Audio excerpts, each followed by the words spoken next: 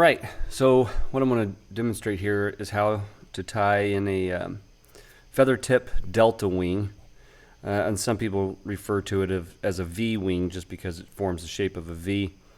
If you're looking for this to be like a dry fly, it's usually recommended that you use some kind of like a rooster feather or rooster neck. This is just a small one.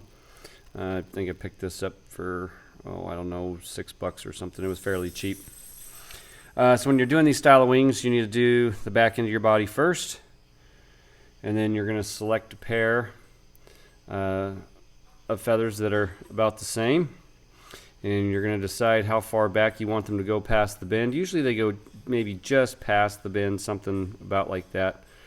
So once you've got the end lined up with where you want it, you're going to pinch the ends, and now where you've started your thread, you want your thread right up next to where the body ends, and also the smaller of a step you have between material and your front portion of thread, I find to be the better. So we're just going to line these feathers up where we want them in back. I'm going to pinch onto them, then I'm going to start stripping this hackle back, or the barbs back, to expose the stem. And I'm just doing both feathers at the same time, so that way I get even points on both sides. And we just need to strip the stems back so we can access them a little easier. Trim out the butt sections. And we're going to set one of these down. Hopefully I don't lose it. It's about the same color as my desk. And so now we're going to place it. So what we're looking to do is we're going to place it so that the far wing sits like this. Sorry, it's a little hard to do this kind of sideways, but both wings will sit opposite of one another like this. So you line this up where you want it. Now when you tie these in, you want to make your first wraps over a few of those barbules and not just bare stem. Give it something to grab. So you're going to place it at a slight angle, and then we're going to gently hold it in place. We're going to do 3 loose turns over the top. Make sure that this is where you want it. If you need to adjust it, you need to pinch the feather tip and the stem at the same time to make that adjustment.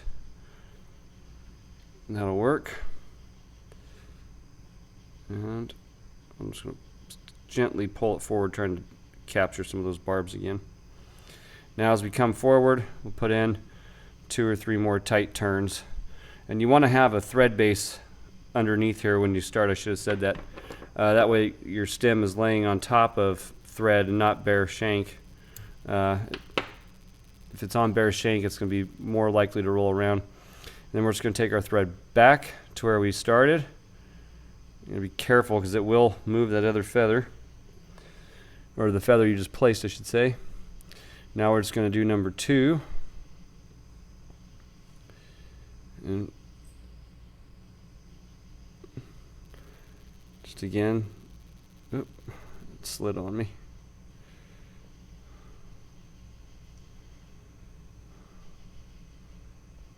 Second one, or the near one, is just a little bit trickier to do with the camera in my face. Just don't quite have the angle that I'm used to. So again, 1, 2, 3 loose wraps.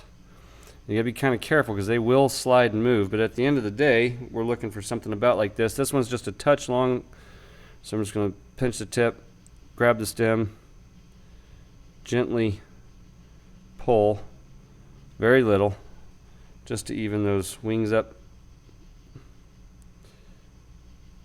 just a fuzz.